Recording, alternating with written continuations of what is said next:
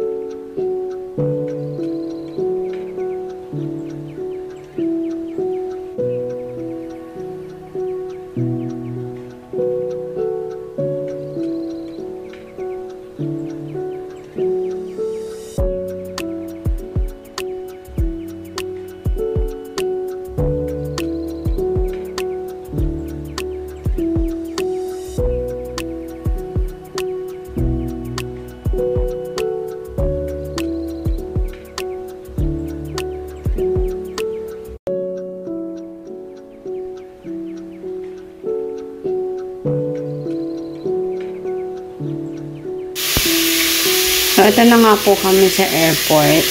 At, bababa lang kami yan. Ayos lang namin yung baggage para ma-check-in na rin po namin. So, yan na po.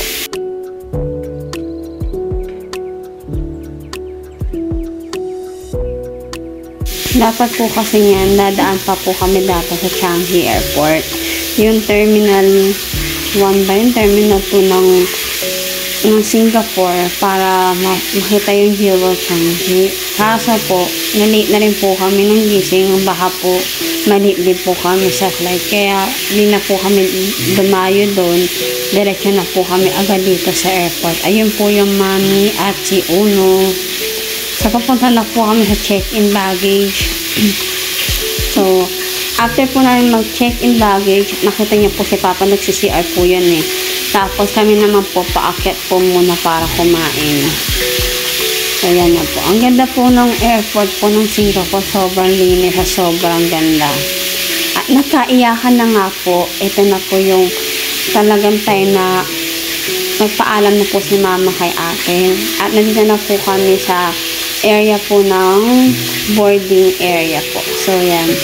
Hinahanap lang po namin yung number ng mismong sasakyan namin aeroplano para po makapag-upo at chill lang po muna habang nag-iintay.